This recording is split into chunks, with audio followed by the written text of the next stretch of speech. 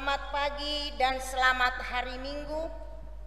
Kami para pelayan mengucapkan kepada seluruh jemaat yang dikasihi Tuhan Yesus Kristus. Kita memasuki Minggu 3 Set Trinitas.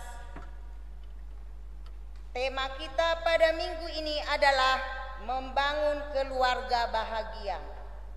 Untuk itu, sebelum memulai ibadah kita, marilah kita mengucap syukur dan mengarahkan hati dan pikiran kita. Kita masuk dalam saat teduh sejenak. Saat teduh dimulai.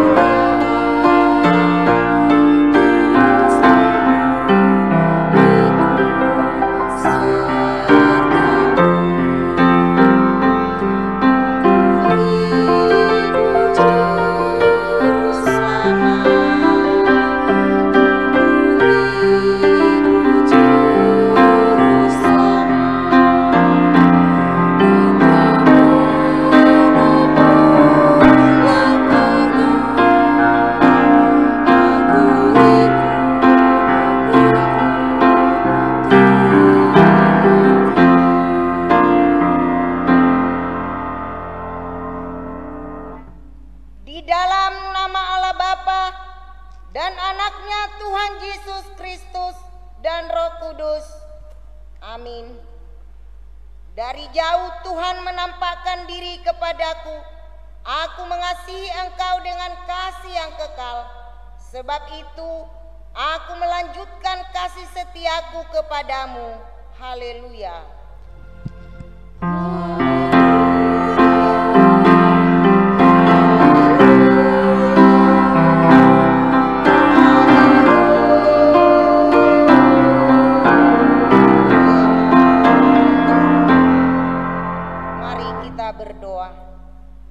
Ya Tuhan Allah yang Maha Kuasa, anugerahkanlah dan tumbuhkanlah iman yang sungguh di dalam hati kami.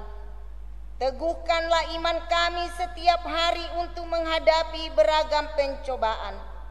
Ajarlah kami untuk mengasihi Engkau dengan sesama kami, supaya hidup kami mencerminkan kebaikan dan rahmat-Mu yang besar.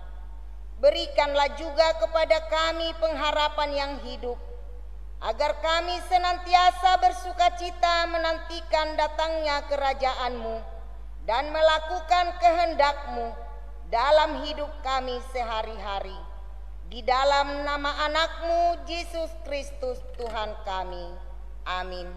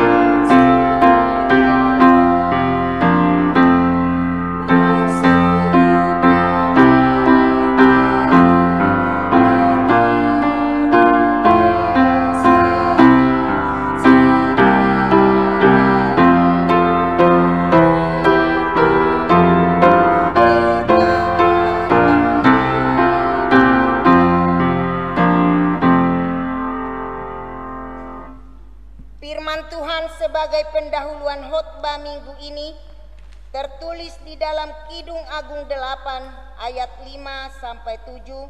Demikianlah firman Tuhan. Saya membaca ayat yang genap, jemaat membaca ayat. Saya membaca ayat yang ganjil, jemaat membaca ayat genap, dan ketujuh kita sama-sama mengucapkannya. Yang berjudul Cinta Kuat Seperti Maut. Siapakah dia yang muncul dari padang gurun, yang bersandar pada kekasihnya? Di bawah pohon apel kubangunkan engkau, di sanalah ibumu telah mengandung engkau, di sanalah ia mengandung dan melahirkan engkau.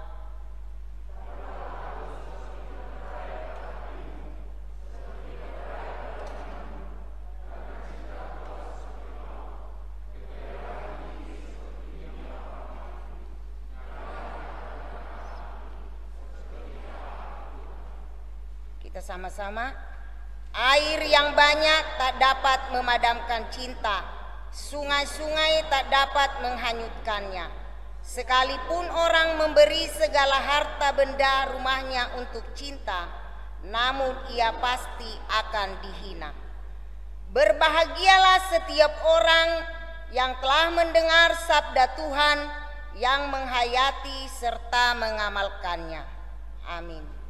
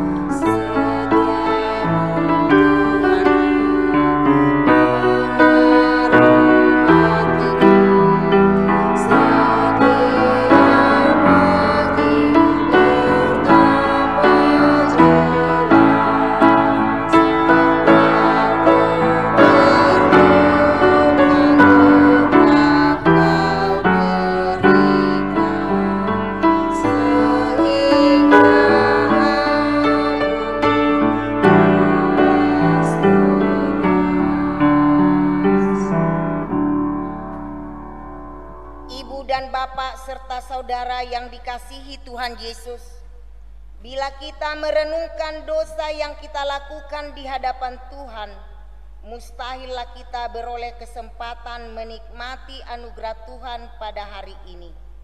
Walaupun saat ini kita masih dapat menikmati anugerahnya, itu semua karena Tuhan mengasihi kita. Untuk itu, marilah kita mohon pengampunan atas dosa yang telah kita perbuat di hadapannya, sehingga kita layak bersekutu dengan Dia. Kita saat teduh sejenak.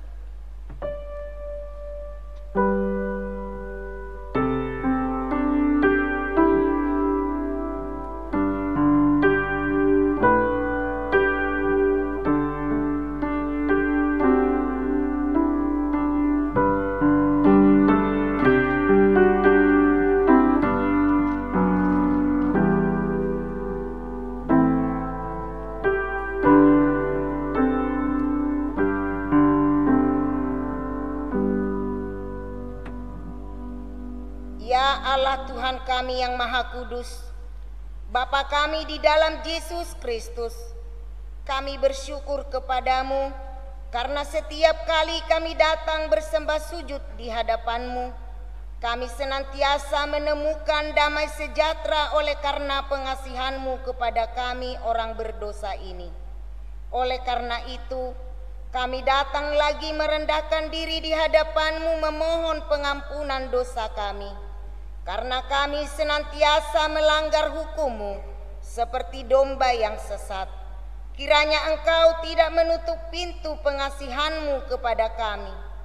Terimalah kami menjadi anak-anak-Mu, karena Engkau tiada berkenan melihat kematian orang fasik, melainkan menghendaki pertobatannya supaya ia hidup. Ampunilah segala dosa dan pelanggaran kami, oleh karena kasih Yesus Kristus Tuhan kami. Tetapkanlah kasih sayang-Mu kepada kami, supaya kami merasa bahagia memanggil nama-Mu, sehingga segala perbuatan, kelakuan dan pikiran kami menjadi kemuliaan nama-Mu yang dikuduskan itu. Amin. Janji Tuhan tentang pengampunan dosa. Tetapi Engkau berarti aku dengan dosamu, Engkau menyusahi aku dengan kesalahanmu. Akulah Dia yang menghapus segala pemberontakanmu oleh karena aku sendiri. Dan aku tidak mengingat-ingat dosamu. Dengarkanlah aku, hai kamu yang mengejar apa yang benar, hai kamu yang mencari Tuhan. Pandanglah gunung batu yang daripadanya kamu terpahat, dan kepada lubang penggalian batu yang daripadanya kamu tergali. Amin. Segala kemuliaan bagi Allah di tempat yang maha tinggi. Amin.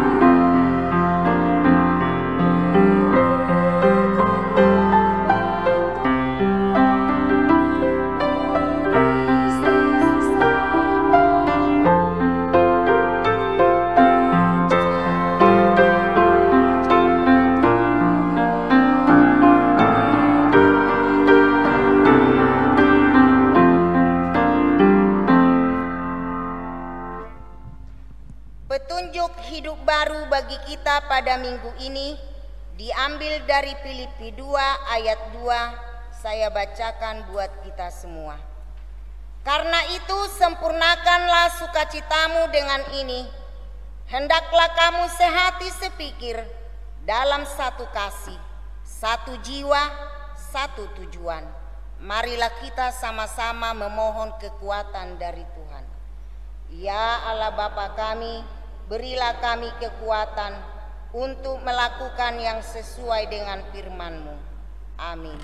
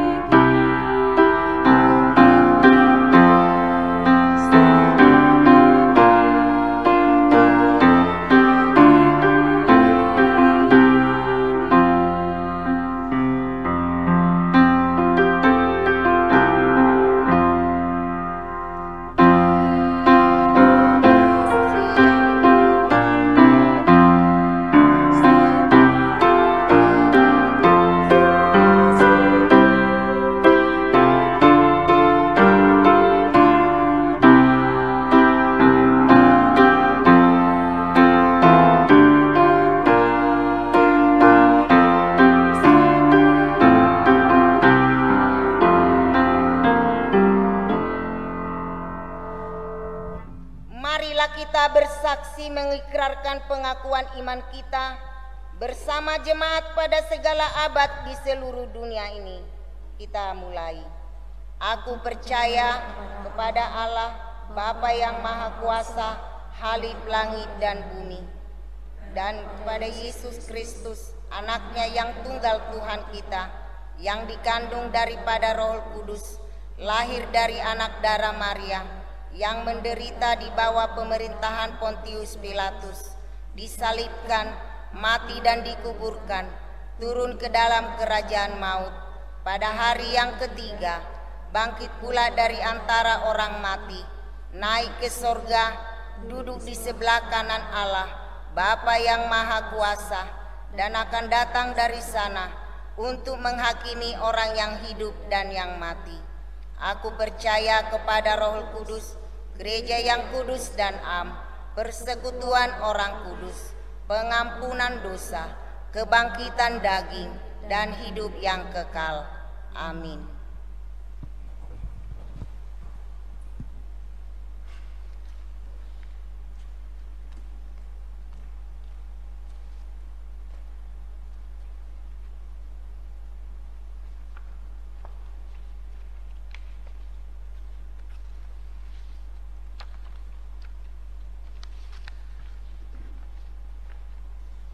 Shalom.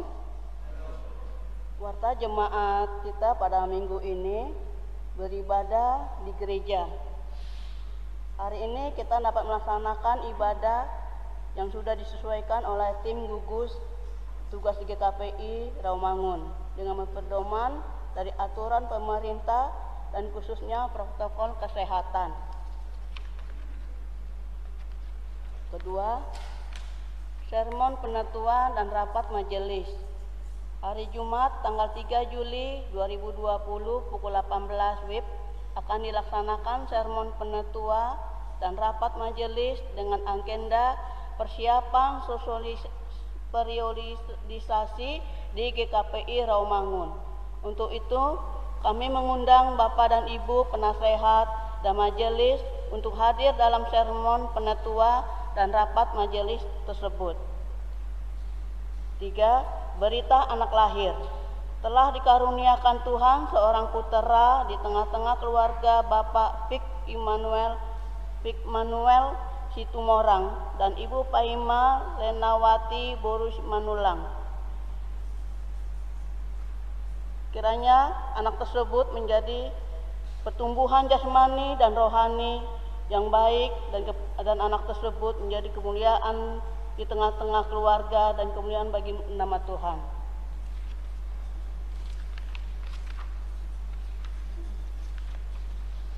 Demikianlah warta jemaat pada minggu ini. Mari kita bersatu dalam doa. Bapa kami yang di surga, puji syukur pada saat ini kami dapat beribadah kembali untuk memuji dan memuliakan Engkau, dan kiranya Tuhan Yesus juga memberkati jemaat-Mu yang beribadah di rumah karena COVID, yang terlebih pada para lansia dan anak-anak yang tidak dapat beribadah di gereja, tetapi mereka berbaktian di rumah. Karena Tuhan juga tetap melindungi para lansia dan anak-anak yang tetap sehat selalu.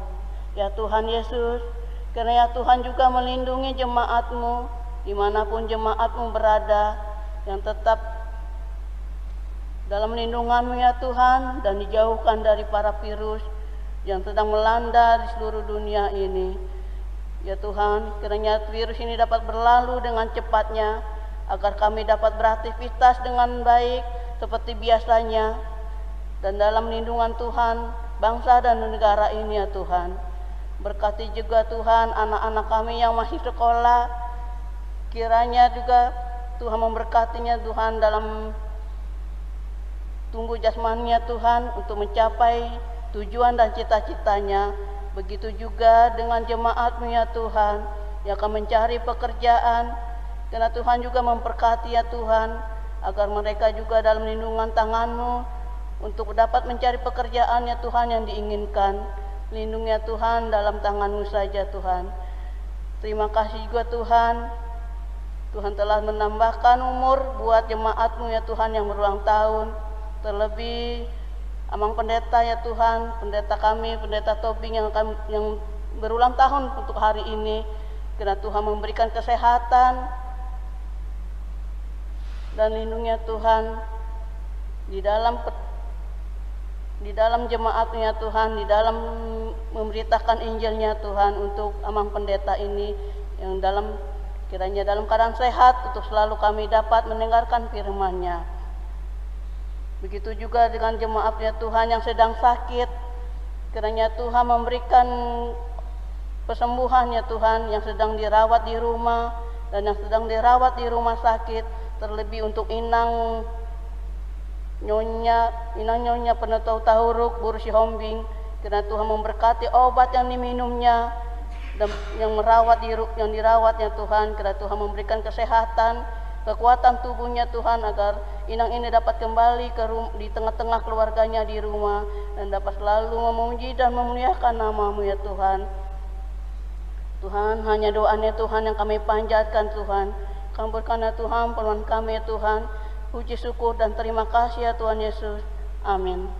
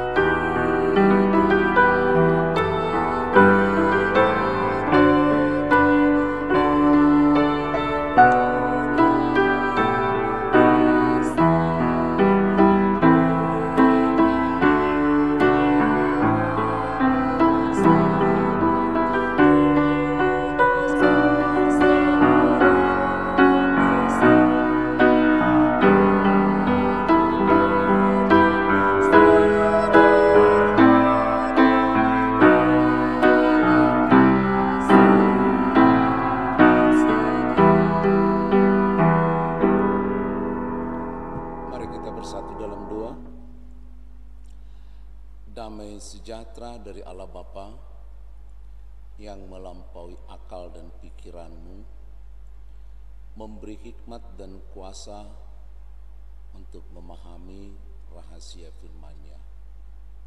Ya Bapa, berfirmanlah ke tengah-tengah kami, alihkan perhatian kami Tuhan dari atribut-atribut yang boleh kami gunakan yang ada di sekitar kami, sehingga pikiran kami dipenuhi dengan bahaya COVID. Tapi kami ada di hadapan-Mu, biarlah kuasa-Mu mengalir ke dalam diri kami, sehingga pikiran kami tidak dikuasai oleh penyakit itu, tapi pikiran kami sekarang ada bersama dengan Tuhan. Terpuji nama-Mu. Dalam Yesus Kristus kami berdoa dan mengucap syukur. Amin. Saudara-saudara, kekasih Yesus Kristus, firman Tuhan untuk kita melalui ibadah kita perdana atau pertama kalinya setelah COVID tahun 2020 ini diambil dari Kolose pasal yang ketiga ayat yang ke-18 sampai ayat yang ke-21. Demikian firman Tuhan. Hai istri-istri, tunduklah kepada suamimu sebagaimana seharusnya di dalam Tuhan. Hai suami-suami, kasihilah istrimu dan janganlah berlaku kasar terhadap dia. Hai anak-anak, taatilah orang tuamu dalam segala hal, karena itulah yang indah di dalam Tuhan. Hai bapak-bapak, janganlah sakiti hati anakmu, supaya jangan tawar hatinya. Sampai sedemikian jauh firman Tuhan yang boleh kita dengar, kita renungkan, dan kita harus berupaya untuk mengalaminya. Karena firman Tuhan tanpa pernah dialami, hanya pengetahuan yang menambah wawasan, tapi bukan mengubah sikap untuk menjadi lebih serupa di hadapan Tuhan. Tapi dengan berupaya mengalaminya dan jatuh bangun di dalamnya, pada saat itulah kita diperkenankan untuk menjadi lebih serupa dengan Yesus Kristus. Dan itulah inti penciptaan itu. Kejadian 1 ayat yang ke-26. Mari kita ciptakan mereka segambar dan serupa. Menjadi serupa harus dilalui dengan berbagai hal, berbagai situasi. Kalau kita melihat banyak orang yang mirip, saya sering melihat suami istri yang tadinya dipertemukan nggak begitu mirip, tapi setelah menjadi tua, bukan hanya hatinya yang satu, tapi wajahnya juga makin mirip. Maka seringkali kita lihat mereka seperti abang adik. Saya juga sering melihat ada anak-anak yang diadopsi. Orang Batak misalnya diadopsi, orang Jawa yang diadopsi. Wajahnya jauh, tapi setelah dewasa, anak ini bisa lebih dekat dengan bapaknya atau dengan mamanya. Kenapa? Karena untuk menjadi lebih serupa harus ada pengalaman. Bagaimana si anak mengalami kasih dari bapaknya, bukan hanya diketahui bahwa dia dicintai, bukan, tapi mengalami kasih bapaknya, mengalami kasih mamanya, dan mamanya dengan bapaknya mengalami kasih anaknya itu, lalu mereka menjadi semakin serupa. Anda yakin kalau kita akan semakin serupa dengan Allah Bapa yang ditunjukkan dalam Yesus Kristus? Kalau kita mau, apa kuncinya? Mengalami. Ada banyak orang Kristen susah untuk mengalami firman Tuhan, tapi mereka suka untuk mengetahuinya, khususnya dalam rumah tangga yang menjadi tema kita, hubungan antara anggota-anggota rumah tangga. Kenapa ya rumah tangga ya?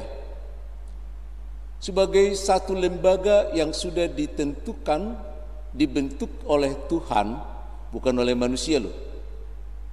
Kan Tuhan yang menentukan, Tuhan menjadi inisiator yang membuat rumah tangga itu ada. Dia katakan tidak baik laki-laki itu seorang diri saja. Maka dia membentuk perempuan menjadi penolong bagi pria itu. Dan numpang tanya, mana lebih kuat, yang ditolong atau yang menolong? Siapa? Yang lebih kuat siapa? Yang menolong. Sekarang saya ingin tanya dalam rumah tangga, yang ditolong siapa? Yang menolong siapa?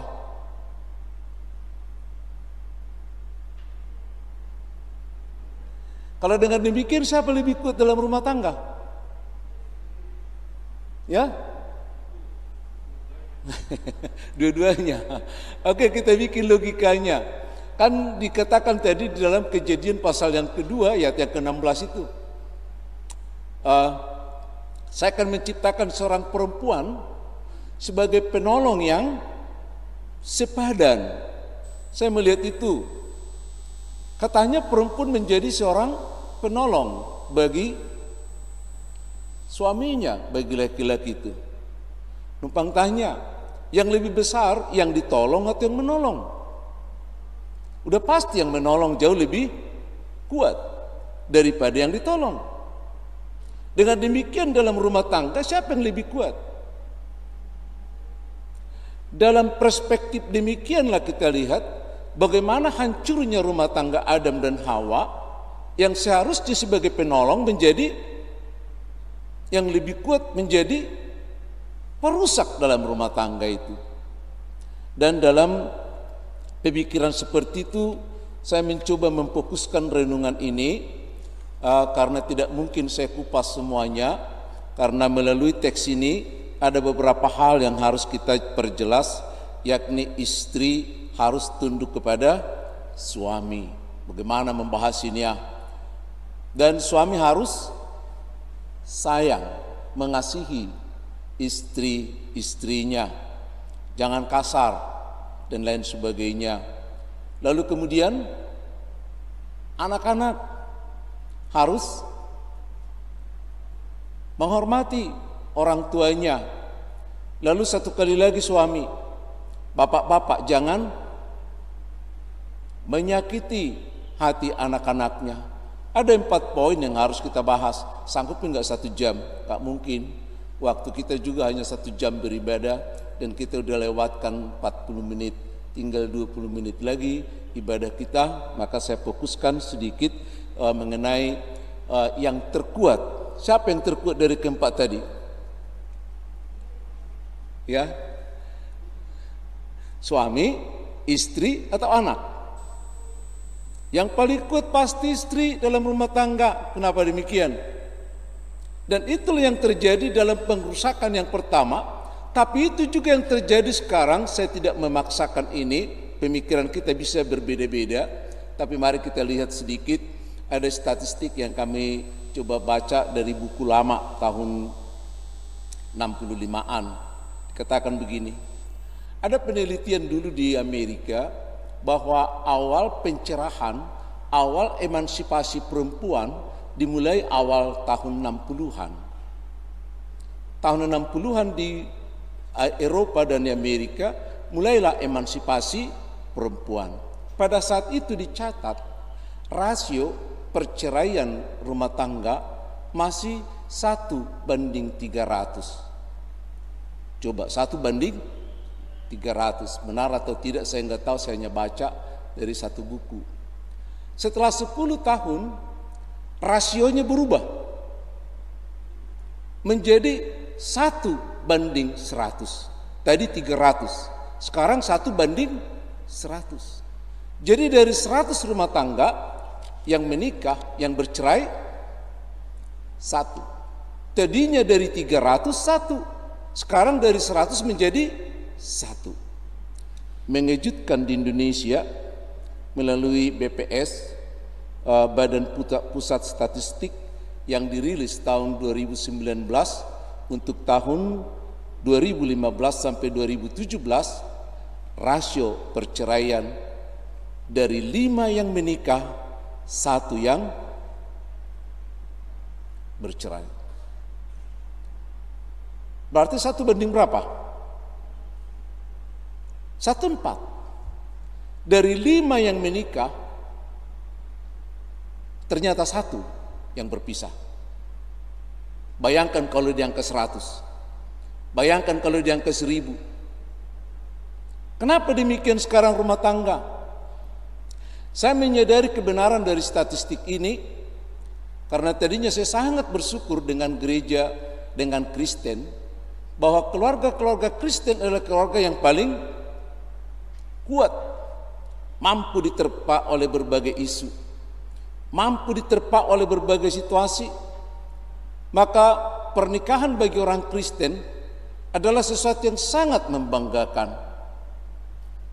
Ya, saya pernah di satu gereja tahun 2010 ketika Natal, lalu gereja kami disisir oleh polisi karena ada isu-isu bom waktu itu. Lalu polisi ini masuk ke gereja, kami bercakap-cakap di kantor, ada statistik dari 8 gereja yang saya pimpin waktu itu ada 1000 kakak dalam satu resort. Lalu polisi ini nanya sama saya, "Pak, dari 1000 kakak lebih berapa yang beristri 2?" Saya bilang enggak ada. Dia bilang, "Bapak mengada-ada. Dari 1000 ini Bapak tahu semua ini enggak ada yang beristri 2?" Saya bilang, "Yakin? Enggak ada yang beristri 2. Sampai ditanya, "Bagaimana Bapak bisa mengetahui?" Kami berjenjang. Saya sebagai pendeta, di bawahku ada guru-guru jemaat yang mengetahui semua keadaan rumah tangga ini. Di bawah guru jemaat ada penatua-penatua lingkungan. Kalau ada satu yang mengulah, itu persoalan besar bagi kami. Saya tidak mengatakan tidak ada orang Kristen yang bercerai, tapi kalau bercerai itu ada di bawah hukum, bahkan bisa dikeluarkan. Maka yang tercatat di situ nggak ada satupun. Ya, dengan tunduk mengatakan, hebat, luar biasa. Itulah kelebihan Kristen. Bangga enggak? Saya bangga menyaksikan itu.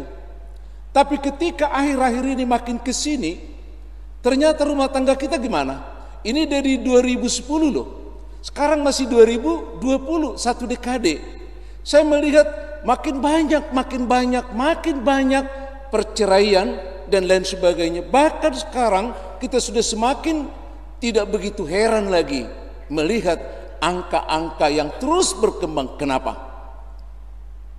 Kalau tadi saya mulai dengan emansipasi di awal tahun 60-an, ketika perempuan mulai menuntut haknya, maka di Indonesia juga, di orang Batak juga, ini mulai nampak tahun berapa?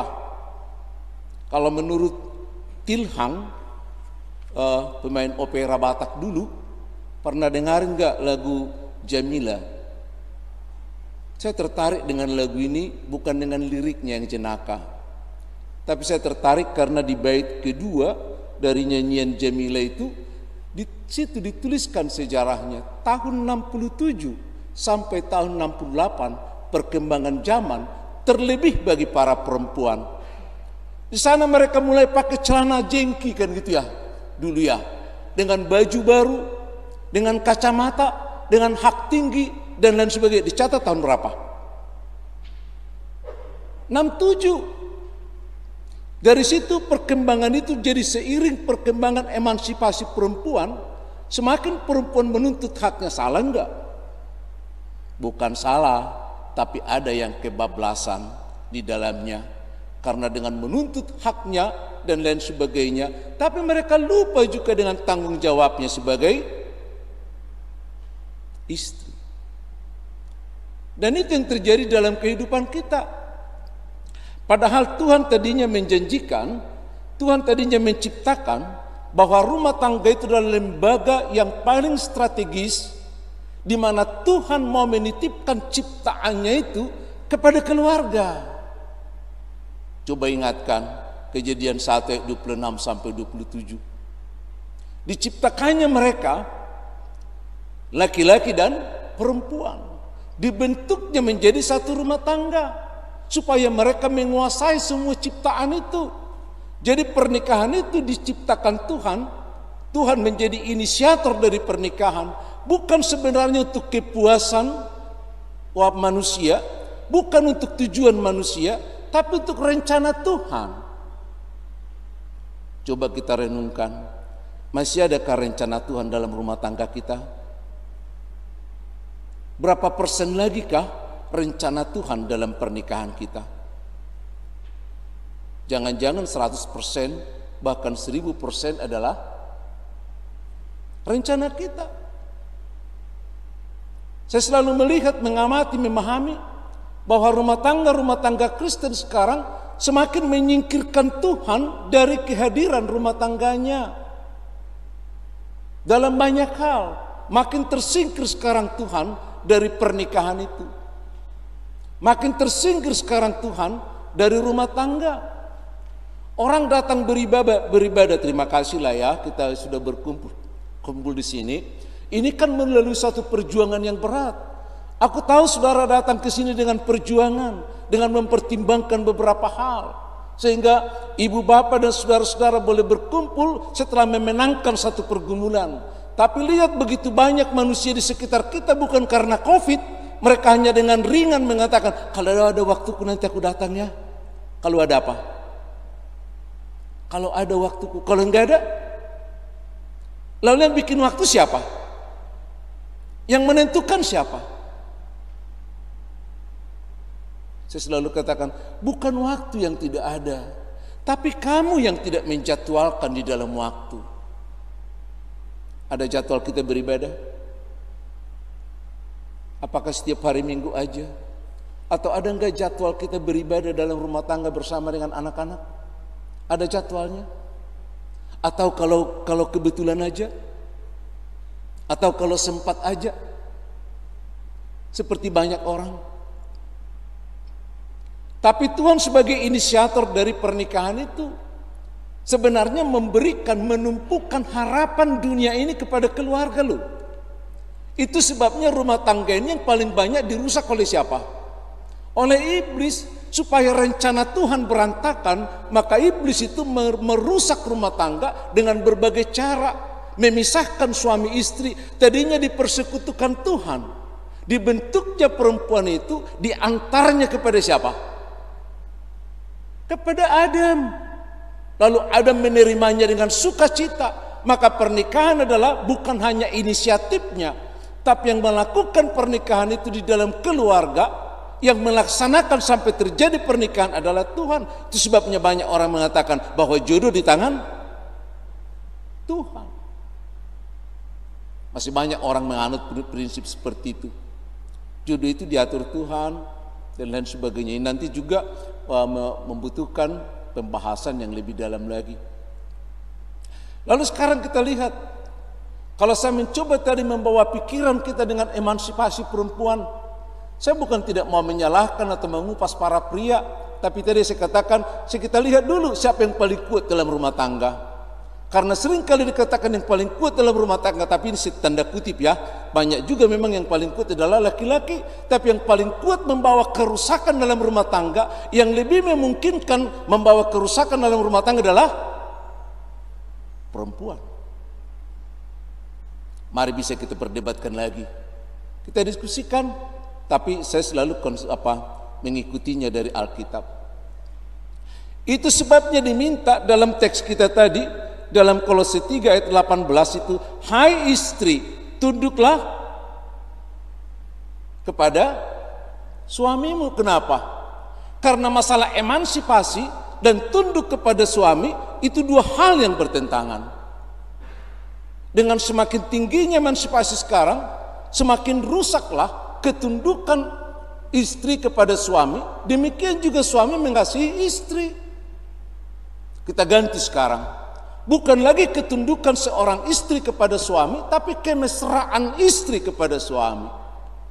Banyak istri berupaya supaya dia lebih cantik, lebih muda, dan lebih dicintai. Dia kira dengan cara itu rumah tangga semakin utuh, padahal bukan. Firman Tuhan mengatakan bukan di kemesraan itu, tapi kemesraan itu akan muncul kalau ketundukan itu terpelihara di dalam Tuhan. Saya tahu kalau perempuan pasti berontak dalam hal ini, karena kalau saya bawa ini dalam PA langsung banyak yang marah-marah.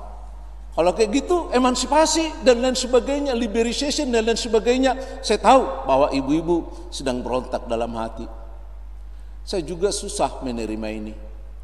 Tapi sebagai hamba Tuhan, saya berupaya untuk lebih memahami. Saya tahu ibu-ibu tidak akan sulit, tidak akan mampu atau pasti berontak dengan cara ini. Tapi mari kita lihat bagaimana sih menundukkan diri. Dan ini yang paling sulit. Karena menundukkan diri kita anggap itu merupakan sebuah perhambaan dalam rumah tangga. Karena menundukkan diri kita anggap itu bagaimana kita diperlakukan semena-mena oleh suami. Atau bungkam 1000 bahasa. Tidak. Mari kita lihat contoh. Contoh pertama, bagaimana Yesus menundukkan diri di hadapan Bapa. Guru kita tetap siapa? Tuhan Yesus, bukan pendeta, bukan penatua. Maka jemaat kalau satu saat ada pelayan yang menyimpang dari apa yang diharapkan gereja, jangan dibuat jadi acuan. Atau seperti sekarang mengatakan, hamu ka pediteido, hamu ka pangulaido. Bukan. Kami semuanya mengarahkan kepada Tuhan dengan sekuat tenaga kami mencontohkan supaya kita menjadi contoh semua. Tapi tetap yang menjadi teladan adalah Kristus. Teladan utama adalah Kristus. Bagaimana kita mempromosikan Kristus, bagaimana kita membuat Kristus menjadi tumpuan dari harapan kita dan contoh dari kehidupan kita, sehingga Kristus bukan hanya diimani, tapi Kristus harus dialami. Anda lebih suka yang mana? Kristus yang diimani atau Kristus yang dialami? Saya menggugat sekarang. Karena banyak orang Kristen hanya ingin Kristus yang diimani. Tapi mari kita mencoba melihat bahwa kita harus mengalami Kristus di dalam diri kita. Caranya gimana? Salah satu di antaranya, ketika Tuhan Yesus akan menghadapi, saya buat tantangan yang paling besar aja. Ketika Tuhan Yesus menghadapi tantangan yang besar, lalu dia pergi ke Taman Getsemane. Dia ungkapkan di sana seluruh isi hatinya dengan bahasa-bahasa yang pendek dan padat. Dia mengungkapkan bagaimana ketakutannya. Dia ungkapkan juga bagaimana keinginannya. Tapi dia ungkapkan bagaimana ketundukannya. Bukan kehendakku, kehendakmu lah yang jadi. Taat enggak dia? Tunduk enggak dia? Di situ saya lihat Yesus punya keinginan sebagai manusia. Yesus juga merasa nyeri menghadapi semua penyiksaan itu.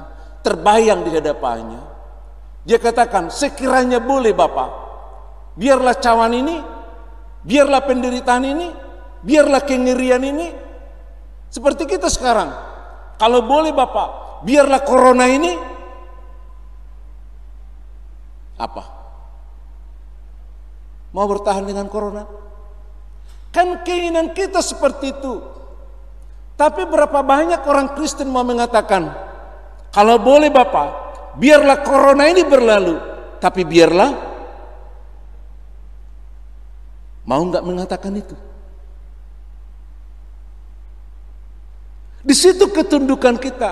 Jadi belajar tunduk seperti Kristus, belajar menjadi seperti Kristus, Kristus kecil yang berupaya mengalami, dari sana dua kita. Ya. Mungkin kita menjadi wanita, menjadi perempuan yang tertekan dalam rumah tangga oleh seorang pria yang keras dan lain sebagainya. Kita mau mengatakan apa? Biarlah Bapak, semua keadaan ini boleh berlalu. Karena saya tidak suka, saya tertekan dan saya tidak bisa berkembang. Tapi tutuplah doamu dengan sepatah kata apa? Biarlah kehendakmu yang jadi. Pernah nggak mendengar kalau Sarah pernah mengalami hal seperti ini? Siapa teh Sarah? Istri Abraham. Istri Abraham. Mereka berjalan menuju ke Mesir karena tidak ada makanan pada waktu itu. Lalu Abraham ini yang ganteng ini punya istri yang cantik. Mereka melewati kerajaan, dia tahu karena istrinya cantik, maka raja-raja yang pada waktu itu kalau melihat wanita cantik gimana? Gak peduli. Tapi sekarang juga udah mulai kayak gitu nampaknya di berbagai berbagai kelompok. Maka saya tetap bersyukur sebagai anak-anak Tuhan. Maka suami-suami orang Kristen masih mampu bertahan, mempertahankan keberadaannya sebagai anak-anak Tuhan. Kalau dulu ada seperti itu, Abraham udah tahu kalau kita nanti dilihat bergandengan pasti akan ditanya, ini perempuan siapa? Kalau dikatakan istrinya gimana kata Abraham? Nanti kalau saya kasih tahu bahwa kau istriku maka aku akan dibunuh. Oleh karena itu katanya, biarlah aku hidup karena engkau. Katakan aku abangmu, katakan aku saudaramu. Resikonya apa? Resikonya dia akan diambil menjadi istri raja, bukan istri, menjadi selir. Lalu Sarah tunduk enggak? Tunduk dia. Ketika dia tunduk, disitulah Tuhan bekerja. Dan tepat seperti yang diduga oleh Abraham, maka Sarah dibawa oleh raja itu. Tapi karena dia tunduk di dalam Tuhan, maka Tuhan bekerja. Sampai raja itu mimpi dan melihat kuasa Tuhan, dia menyesali semuanya. Saya melihat ketundukan itu. Bagaimana seorang istri tunduk di hadapan suaminya. Anda setuju?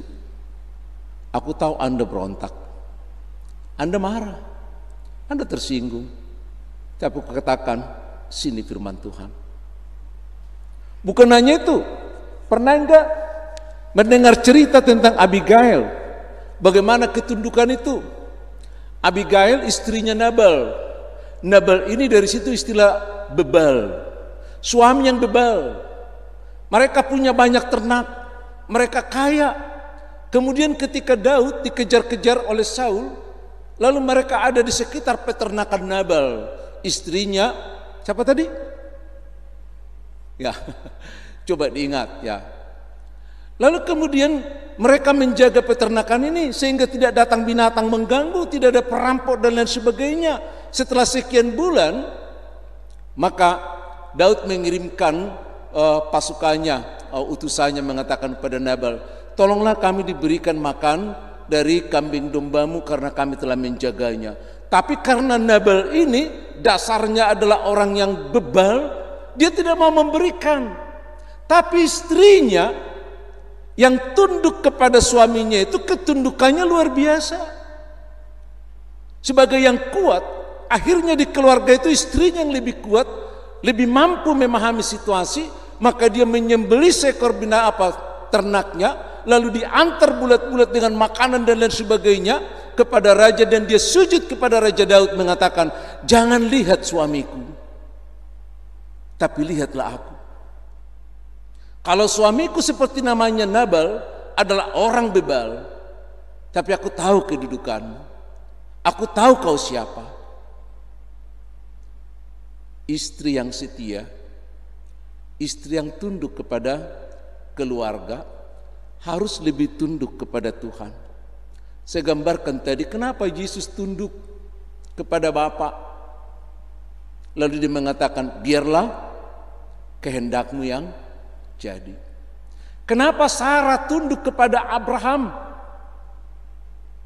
Karena dia tunduk kepada Tuhan dalam perjalanan itu. Kenapa Abigail tadi tunduk kepada Daud? Kepada suaminya yang bebal, tidak diceraikan suaminya. Tapi setelah peristiwa ini tidak lama, suaminya meninggal. Lalu Abigail menjadi istri Raja Daud. Karena dia lihat adalah wanita yang bijak, wanita yang tunduk di dalam dinamika tertentu. Oleh karena itu ibu bapak dan saudara-saudara kekasih Yesus Kristus, ada banyak. Kenapa? Untuk apa kita tunduk? Kenapa kita harus tunduk? Ketika Tuhan Yesus tunduk dan dia sampai mati di kayu salib, ada banyak orang yang kemudian melihat ketundukan itu menjadi satu yang luar biasa. Jadi ketundukan itu tidak selalu hasilnya untuk kita. Tapi coba lihat berapa banyak orang yang kemudian percaya bahwa Yesus itu adalah Tuhan karena dia tunduk. tidak kurang dari kepala security atau kepala tentara yang menjadi pemimpin pasukan untuk menganiaya Yesus sampai mati. Kemudian dengan menipu dada dikatakan anak ini betul-betul adalah Mesias, anak Tuhan. Kenapa? Karena ketundukan itu. Saat kita oleh iblis dikatakan penundukan kepada sesuatu apapun adalah merupakan penghambaan, perbudakan dan lain sebagainya. Tetapi dalam iman Kristen dikatakan bahwa penundukan itu di hadapan Tuhan adalah merupakan khotbah yang nyata, bukan hanya kata-kata. Gereja kita sekarang bukan GKP Rawamangun maksudku, tapi keseluruhan adalah gereja-gereja yang banyak dihadiri oleh ibu-ibu, tidak ikut lagi suami. Terakhir kami 2 tahun yang lalu bergereja di daerah Samosir. Di sana yang bergereja hanya ibu-ibu, bapak-bapak, dan gak ada lagi. Hampir gak ada, 90% ke atas adalah perempuan. Di Medan, hal yang sama, antara 70-80. Kita lihat sekarang, kepemimpinan di gereja sudah dimasuki perempuan, sampai ke tingkat pendeta sekarang dengan yang baru udah hampir sama. Dulu tahun 60-an, tahun 70-an itu adalah sangat langka. Penatua sekarang sudah semakin banyak perempuan. Yakin hingga satu saat di gereja kita yang akan melayani adalah perempuan. Laki-laki kemana? Gak sempat. Kenapa? Karena gak ada waktu. Lalu perempuan mulai menepuk dada. Kami ini paling setia, kami lebih baik, kami lebih maju. Di satu gereja saya katakan, inilah kegagalan perempuan. Karena ternyata banyak perempuan tidak mampu membawa suaminya. Dia gagal kenapa? Karena dia lebih banyak berkata-kata daripada memberi contoh. Dia lebih suka merepet daripada memberikan cara, membantu, menolong. Karena seharusnya dalam iman, perempuan menjadi tenaga yang lebih besar. Itu sebabnya sekarang banyak perempuan yang mulai merasa menjadi lelah, menjadi lemah, menjadi frustrasi. Karena mereka tidak kuat, maka gereja sekarang semakin didominasi oleh perempuan. Tapi jangan putus asa. Selagi masih ada kesempatan, mari kita berdoa, mari kita mengalami bagaimana Yesus menundukkan diri, bagaimana kita juga menundukkan diri dalam rumah tangga, bagaimana membangun rumah tangga menjadi rumah tangga yang luar biasa dengan kelemah lembutan perempuan. Ya, kalau kami diskusi dengan kaum pria,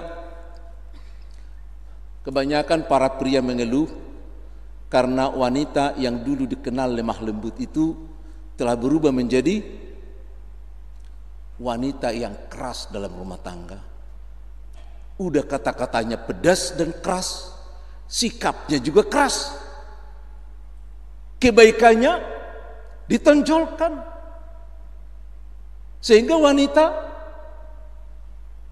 laki-laki lebih suka menjauh. Itu sebabnya kalau di daerah kita di Tapanuli, banyak pria lebih suka menghabiskan waktu di Kode Tuak daripada bersama dengan istri. Kalau di kota, lebih banyak pria menjadi suka dengan pekerjaannya daripada ini. Hanya saya mencoba menganalisa. Saya tahu apa yang kami sampaikan ini akan membawa satu pemikiran yang bisa setuju, bisa tidak. Tapi mari kita renungkan dalam waktu yang sempit ini. Sebagaimana tadi saya katakan, saya tidak bisa menyoroti semuanya. Tapi yang ingin saya tekankan pada pagi hari ini, hai istri, tunduklah kepada suami. Gunakanlah kelemah lembutanmu di dalam rumah tangga. Bagaimana kita dengan cara perempuan mendekati suaminya, membawa suaminya menjadi lebih dekat kepada Tuhan. Terakhir ini saya mendengar ada seorang musisi dari agama lain pindah menjadi ke Kristen karena ketika dia pacaran dengan seorang gadis Kristen, gadis ini selalu bercerita tentang Yesus Kristus. Ketika ada kesempatan dia cerita, coba dengar dulu ceritaku, pernah kau dengar enggak masalah Yesus Kristus? Sampai laki-laki mengatakan, kamu dikit-dikit Yesus Kristus, apa sih kelebihannya? Mau enggak dengar kelebihannya? Ketika sampai ke sana, mereka menjadi sepakat dalam Kristus. Bagaimana kita tunduk, bagaimana kita menceritakan, bagaimana kita melakukannya sebagai istri yang cakap. Menurut Salomo di Amsal 31 ayat yang ke-10, istri yang cakap siapakah yang memilikinya? Istri yang cakap bukan karena cantik, tapi istri yang cakap yang mampu memahami situasi, yang mampu mengendalikan suaminya, karena dia adalah penolong yang sepadan, yang lebih kuat. Mari kita lakukan, sekalipun dengan hanya satu kata kami katakan kepada suami, hai suami, belajarlah mengasihi istri. Satu saat kita akan bahas dalam PA atau dalam khutbah atau di tempat yang lain. Dan hai suami, janganlah membangkitkan amarah anak-anak, karena ketika mereka ada di hadapanmu, mereka adalah bagaikan tunas yang sedang bertumbuh, yang membutuhkan, yang ingin melihat, ingin merasakan bagaimana kasih dalam rumah tangga, bukan hanya kecukupan. Amin. Kita berdoa. Bapa yang baik, kami mengucap syukur dan terima kasih kalau Engkau boleh mempersentuhkan kami dengan kuasa Tuhan sebagai wanita yang tunduk kepada suami dan sebagai suami yang mengasihi sepenuhnya istri sebagaimana Kristus berkorban untuk mengasihi jemaat-Nya. Biarlah sebagai istri yang tunduk di hadapan suami, suami yang kasih kepada istri yang mengasuh anak-anak, sehingga membangkitkan kasih, bukan semangat dalam persekutuan rumah tangga. Terpuji namamu Bapa, dalam Yesus kami berdoa dan mengucap syukur. Amin.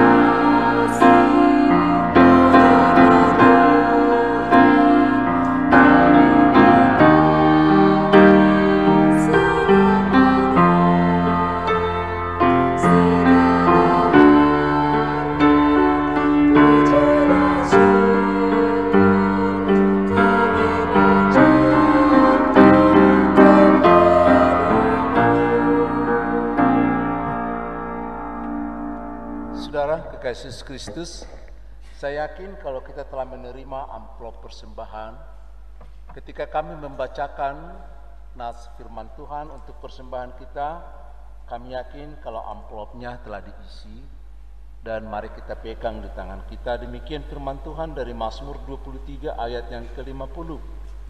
Siapa yang mempersembahkan syukur sebagai korban, ia memuliakan aku. Siapa yang jujur jalannya, keselamatan yang dari Allah akan kuperlihatkan kepadanya. Amin. Saudara-saudara, kami undang untuk sama-sama bangkit berdiri. Kita bawa persembahan kita, kita pegang sejajar dengan wajah kita akan membawakan di dalam doa.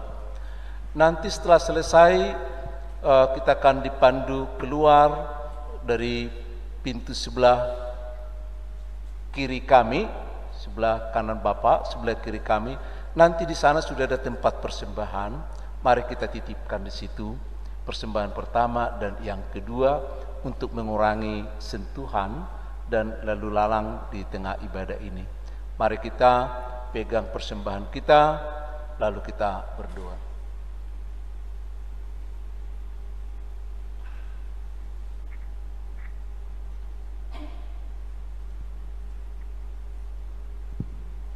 Kita berdoa. Ya Allah Bapa kami yang di surga, kami mengaku dengan setulus hati Engkaulah sumber segala berkat dan karunia dalam hidup kami. Di sini kami mempersembahkan kurban syukur kami kepadamu. Terimalah persembahan umat-Mu dan berkatilah menjadi alat kesaksian, persekutuan dan pelayanan jemaat-Mu ini. Jadikanlah hidup kami persembahan yang hidup yang berkenan kepadamu, dan pakailah hidup kami untuk turut menghadirkan tanda-tanda kerajaan-Mu, keadilan, damai sejahtera dan sukacita. Bukalah hati dan pikiran kami oleh Roh Kudus, agar kami senantiasa mengucap syukur kepadamu dalam nama Yesus Kristus Tuhan kami. Amin.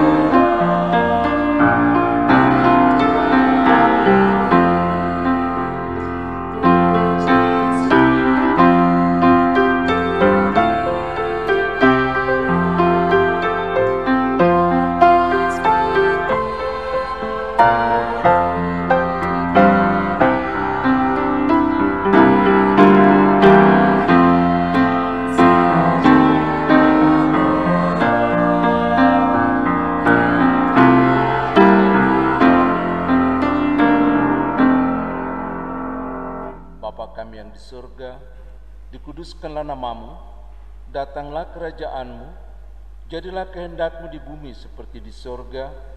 Beri kami pada hari ini makanan kami yang secukupnya, dan ampuni kami akan kesalahan kami, seperti kami juga mengampuni orang yang bersalah kepada kami.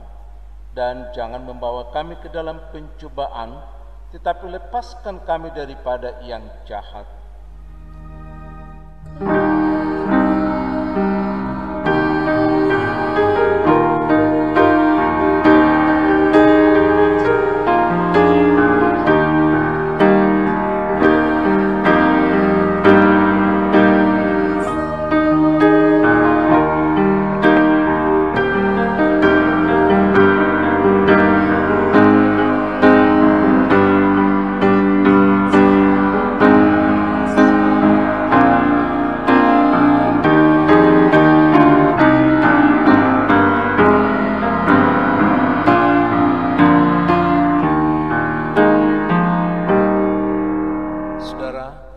Mari kita kembali ke dalam kehidupan kita sehari-hari untuk mengalami firman Tuhan dalam hidup kita.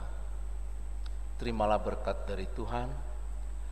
Tuhan memberkati dan menyertai-Mu. Tuhan menyinarkan wajah-Nya kepadamu dan memberi engkau kasih karunia. Tuhan menghadapkan wajah-Nya kepadamu dan memberi engkau damai sejahtera. Amin.